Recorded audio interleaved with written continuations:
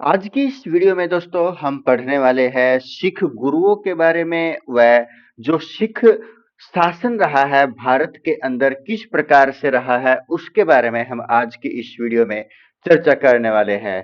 तो हेलो दोस्तों, मेरा नाम है राजेश कुमार और आप देख रहे हो द नॉलेज क्लासरूम का यूट्यूब चैनल। दोस्तों, यदि आप इस चैनल पर नए हो और आपने अभी तक हमारे इस चैनल को सब्सक्राइब नहीं किया तो प्लीज सब्सक्राइब कर लीजिए। हमने अपनी पिछली वीडियोज के अंदर जो भारतीय इतिहास से संबंधित है, हमने बात की हुई है मुगलों के बारे में, या हमने अपने आधुनिक भारत के जो प्रारंभिक टॉपिक है उनके बारे में, या जो प्राचीन भारत है, मध्यकालीन भारत है, उसके बारे में हमने क्विक रिवीजन अपने इन वीडियोज के अंदर की हुई है। तो चलिए शुरू करते हैं आज की इस वीडियो को और जानते हैं कुछ सिख गुरुओं व जो सिख शासक है उनके बारे में।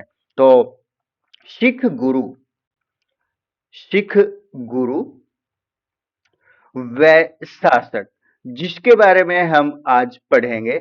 सबसे पहले जो सिख गुरु है उनके बारे में यदि हम थोड़ी सी प्रारंभिक बारे में जानकारी देखें तो सिख जो संप्रदाय है इसके जो संस्थापक है वो किसको माना जाता है? इसके संस्थापक, या ये बोलिए कि जो सिख धर्म है उसके जो संस्थापक है किसको माना जाता है? सिख धर्म के संस्थापक किसको माना जाता है? तो इसका सही उत्तर क्या होगा? गुरु नानक देव जी को। गुरु नानक देव जी को ही क्या माना जाता है? सिख धर्म के संस्थापक माना जाता है। या ये बोलिए कि सिख संप्रदाय जो है, सिख संप्रदाय के जो संस्थापक है वो भी किसको माना जाता है? गुरु नानक देव जी को माना जाता है। जो गुरु नानक देव जी है, गुरु नानक देव जी जिनका जो जन्म है वो कब होता है? 1469 के अंदर इनका जन्म होता है। कहां पर? तलवंडी के अंदर। तलवंडी के अंदर इनका जन्म होता है। और जो इसकी मृत्यु होती है, मृत्यु कहां पर होती है और कब होती है, ये एक जो प्रश्न है इनकी मृत्यु से संबंधित, इसमें कुछ बुकों के अंदर तो दिया हुआ है 1538 और कुछ बुक्स के अंदर दिया हुआ 1539। तो इनकी जो मृत्यु है वो कहां पर हुई है? करतारपुर। करतारपुर के अंदर इनकी मृत्यु हुई है। जो करतारपुर है वो कहां पर पड़ता है? वर्तमान पाकिस्तान के अंदर ये करतारपुर पड़ता है। तो एक बार फिर इसकी रिवीजन करते हैं। गुरु नानक देव जी जिसका जो जन्म होता है कब होता है? 1569 के अंदर होता है। कहां पर होता है? तलवंडी के अंदर होता है। मृत्यु कहां पर होती है? ये आप अपने अनुसार इसका उत्तर दे सकते हो अन्य बुकों से जांच करने के बाद। तो यहां पर 1538 व 39 अलग अलग पुस्तकों के अंदर ये दिया हुआ है। इनकी मृत्यु कहां पर हुई है? करतारपुर के अंदर, जो कहां पर पड़ता है?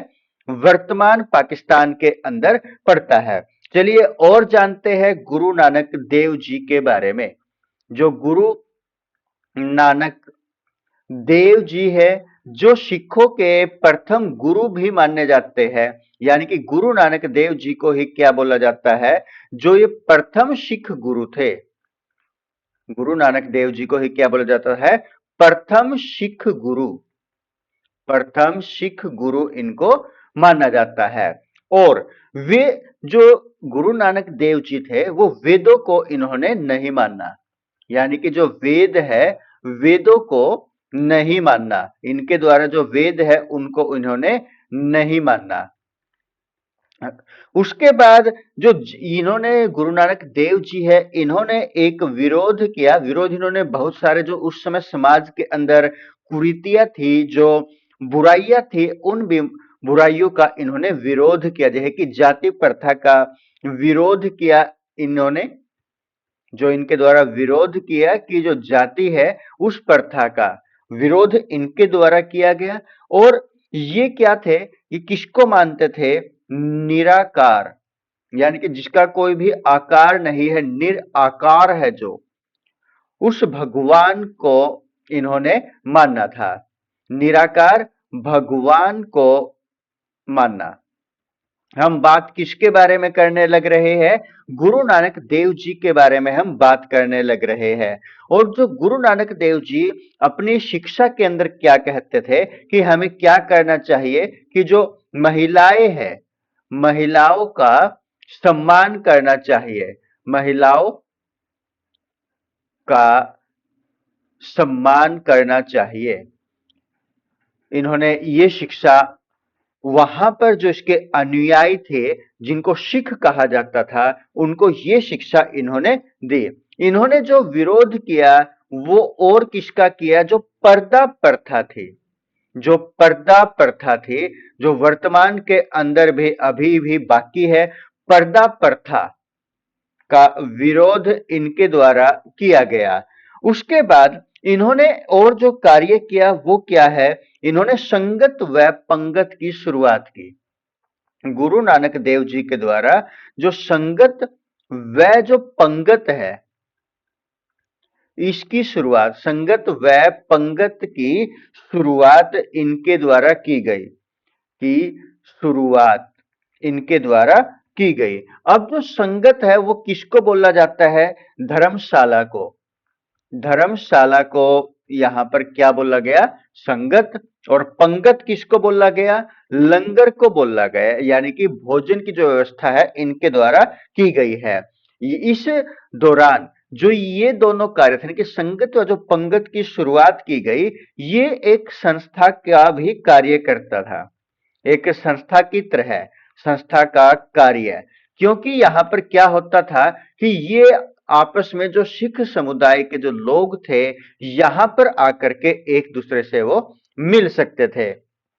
उसके बाद आगे बढ़ते हैं और जानते हैं और इनके बारे में। इन्होंने जो ये गुरु नानक देव जी थे वो किसके समकालीन थे? समकालीन थे ये, किसके समकालीन थे? समकालीन थे ये बाबर के, बाबर एवं हुमायूं। बाबर एवं हुमायूं के ये समकालीन माने जाते हैं। अब बात करते हैं हम जो सिखों के दूसरे गुरु थे, सिखों के जो दूसरे गुरु थे, सिखों के दूसरे गुरु, दूसरे गुरु जिसका नाम क्या था? जिसका नाम था गुरु अंगद सिंह। गुरु अंगद सिंह जो सिखों के दूसरे गुरु थे। अब जो ये सिखों के दूसरे गुरु थे, इनका जो प्रारंभिक नाम था, गुरु अंगद सिंह का जो प्रारंभिक नाम था, वो नाम क्या था? प्रारंभिक नाम क्या था इनका? इनका था लहना। लहना इनको बोला जाता था। और इन्होंने क्या किया? गुरु अंगद सिंह ने क्या किया? जो गुरु नानक देव जी के द्वारा जो लंगर की व्यवस्था की गई थी, जो लंगर व्यवस्था थी, उसको क्या कर दिया? स्थायी कर दिया। यानी कि अब ये परमानेंट हो गई, स्थायी हो गई। पहले क्या थी? टेम्परेरी थी। और जो लंगर व्यवस्था, इसकी शुरुआत किसके द्वारा की गई थी? हमने पिछली स्लाइडों पर देखा था किसके द्वारा इनकी शुरुआत की गई थी? जो सिखों के प्रथम गुरु थे, जिसका नाम क्या था? गुरु नानक देव जी ने इसकी शुरुआत, यानी कि लंगर व्यवस्था की शुरुआत की थी। और जो गुरु अंगद सिंह थे, इन्होंने और क्या है, जो पंजाबी की लिपि है, जिसको गुरुमुखी, गुरु के मुख से निकली हुई जो गुरुमुखी लिपि है, उसकी शुरुआत, गुरुमुखी लिपि की जो शुरुआत है वो भी किसके द्वारा की गई है? गुरु अंगद सिंह के द्वारा की गई है। और ये सिखों के कौन से गुरु थे? दूसरे गुरु थे। तो दोस्तों, आज की इस वीडियो में हमने दो गुरुओं के बारे में, जो सिखों के महत्वपूर्ण गुरु रहे हैं, उनके बारे में पढ़ा है। बाकी जो आने वाली वीडियो है वो हम अन्य जो इनके गुरु रहे हैं, सिख धर्म से जो संबंधित है, उसके बारे में हम पढ़ेंगे। दोस्तों, यदि आप हमारी इस वीडियो को यहाँ तक देख चुके हैं, आपको किसी प्रकार की कोई भी इसके अंदर लूज पॉइंट हमारी वीडियो में लगता है, कोई ना कोई दिक्कत आपको लगती है, समस्या लगती है, तो आप एक जो कमेंट है उसके माध्यम से हमें आवश्यक बताएं, ताकि हम अपनी कमी को दूर कर सके। उसके बाद दोस्तों, यदि आपको ये वीडियो पसंद आई है तो आप इसको लाइक भी कीजिए, और यदि आपने अभी तक हमारे इस चैनल को सब्सक्राइब नहीं किया तो प्लीज आप इस चैनल को सब्सक्राइब भी कीजिए। और एक क्वेश्चन जो आप इस प्रश्न का उत्तर है कमेंट में बताओगे, कि जो अंतिम मुगल शासक था, हमने अपनी पिछली वीडियो के अंदर पढ़ा था जिसके बारे में, अंतिम मुगल शासक की जो मृत्यु हुई है वो कौन सी जेल में हुई थी।